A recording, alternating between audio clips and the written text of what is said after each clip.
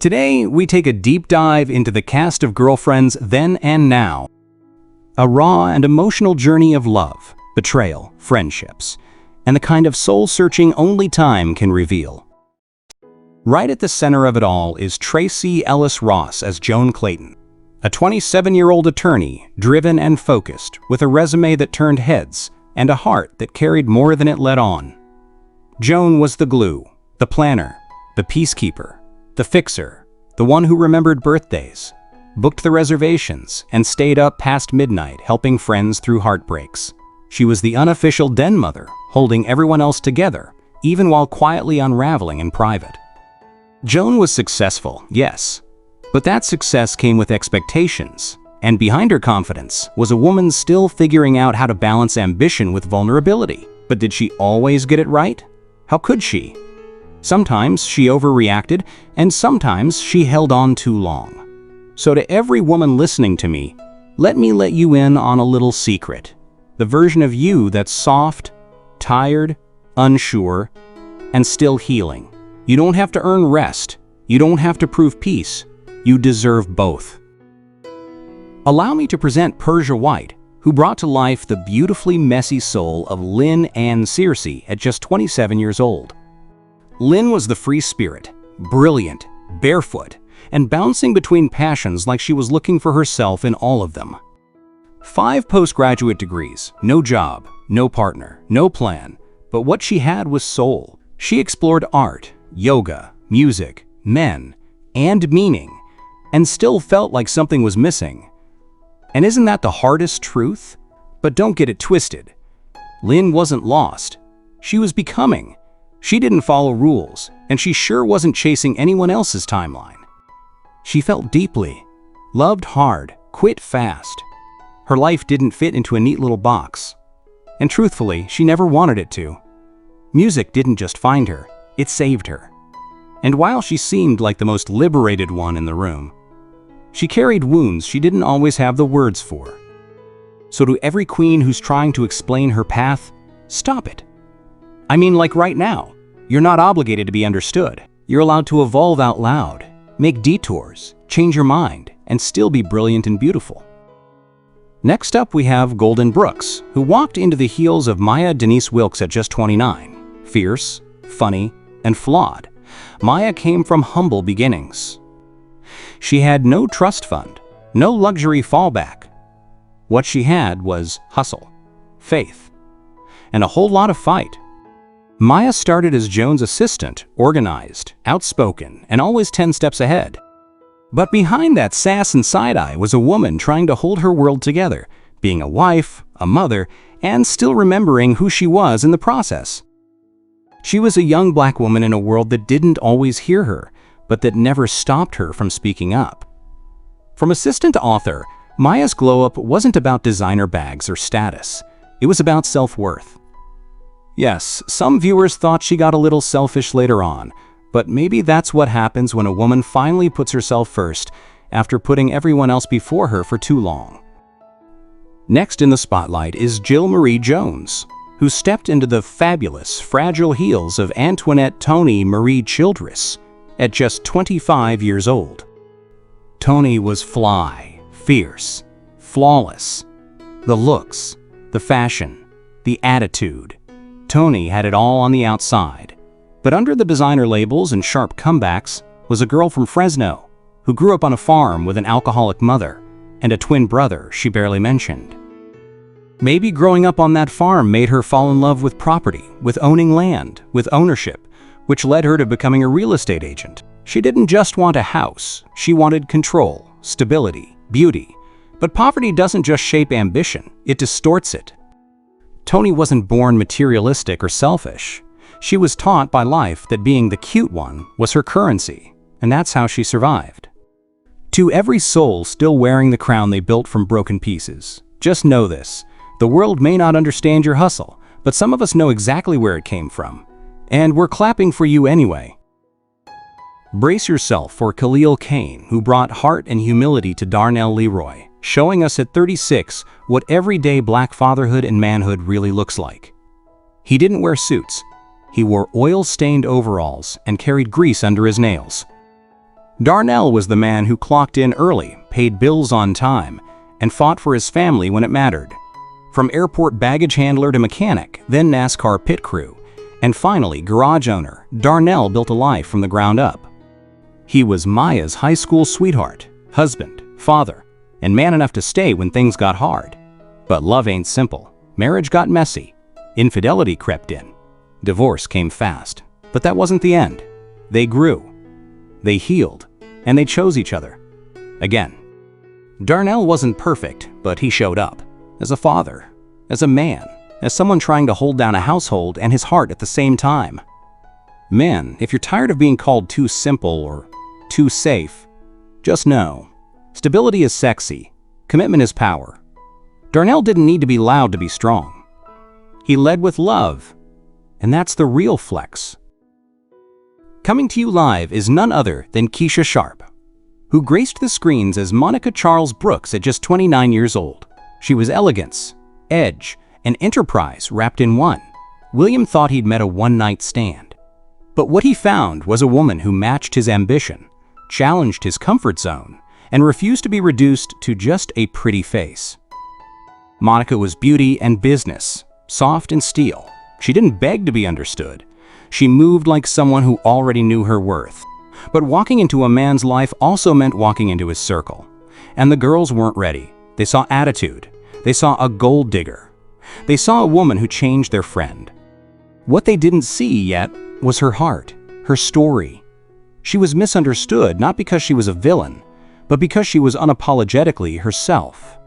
Strong women always make noise before they make sense. So to every strong woman out there, the ones building, evolving, and being misread in the process, don't fold to fit in. Monica didn't. She stayed. She earned her place. And when love, loyalty, and legacy came together, she wore it all with grace.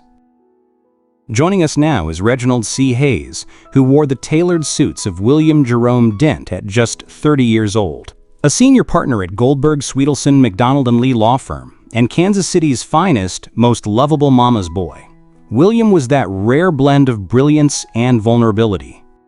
A sharp mind, a soft heart, and confidence that sometimes wavered beneath the surface. He held it down in courtrooms, but couldn't hold it together when it came to love and romance. He was winning in the eyes of the world, but quietly wrestling with self-doubt behind closed doors. William was funny, sometimes without meaning to be, charming, but only when he wasn't trying too hard. He was every man who grew up being told to be strong, but was never taught how to feel. Fellas, the truth is, being a good man isn't about getting it perfect. It's about showing up anyway. It's about trying, even when the world gives you every reason to shut down. William tried. He stumbled. He grew. And that's what made him real. That's what made him matter. That's what made him us. Let me introduce you to CC Michaela, who stepped into the complicated, conflicted heart of Yvonne Blackwell at just 30 years old. A woman who was bold, badged, and beautifully unpredictable. She met William on the internet. Wild, right? But what started as flirtation turned into something far more consuming. She was a cop with edge, fire, and a badge until she wasn't. Yvonne fell in love, fully, deeply. But somewhere between the uniforms she cried and the dreams she adopted began to disappear. Not all at once, but piece by piece.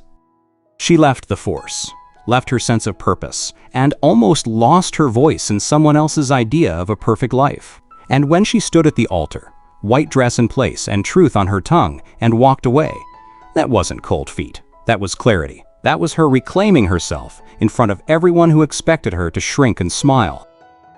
And ladies, if you're giving too much and getting too little, then that's not love. Because real love doesn't demand your silence, your sacrifice, or your soul.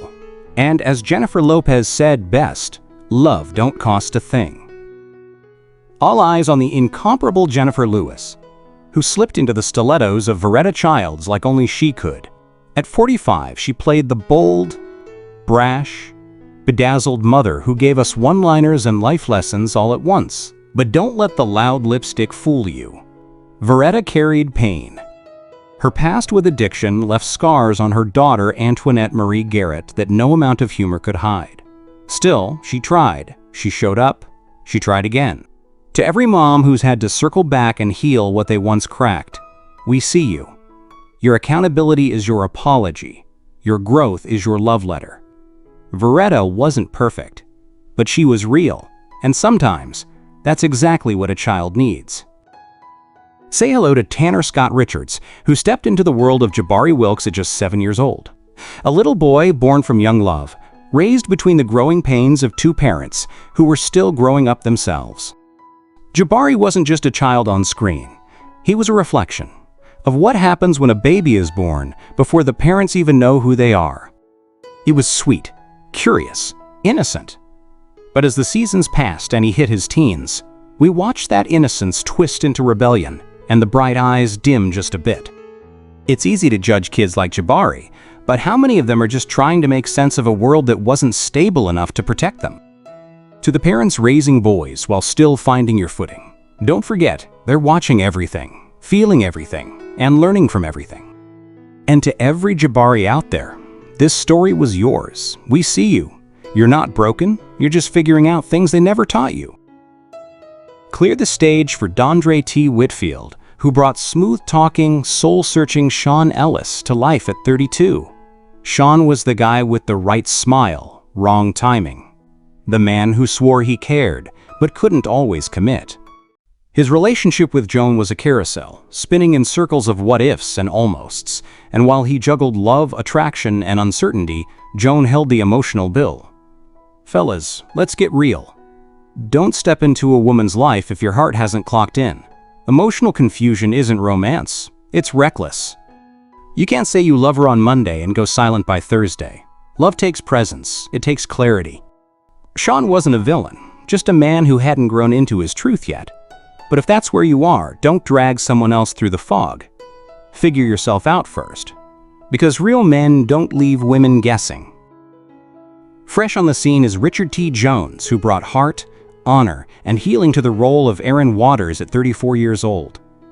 Aaron didn't come with flashy entrances or perfect timing. He came with purpose, a man rebuilding homes in New Orleans, damaged by Hurricane Katrina, not just for shelter, but for hope. That's where he met Joan, not at a party, not on an app, but in the rubble of something broken.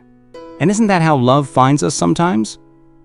Not in the picture-perfect moment, but in the rebuilding. While many gave up, Aaron was serving overseas in Iraq, and Joan waited, not because it was easy, but because it was right. To anyone wondering if it's too late for love, too messy, too complicated, hear this: love doesn't operate on your schedule. It meets you in the middle of the work, the chaos, the healing, and says, I see you anyway.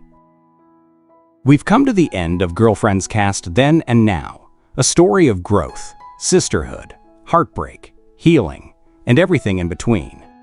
From unexpected glow-ups to quiet exits, each cast member's journey reminds us that life moves, and so must we. But here's the question: which cast transformation moved you the most, and why? Drop your thoughts in the comments. Don't forget to like and subscribe. And if you've ever found strength in friendship, this one was for you. Until next time, keep becoming, keep believing, and keep building.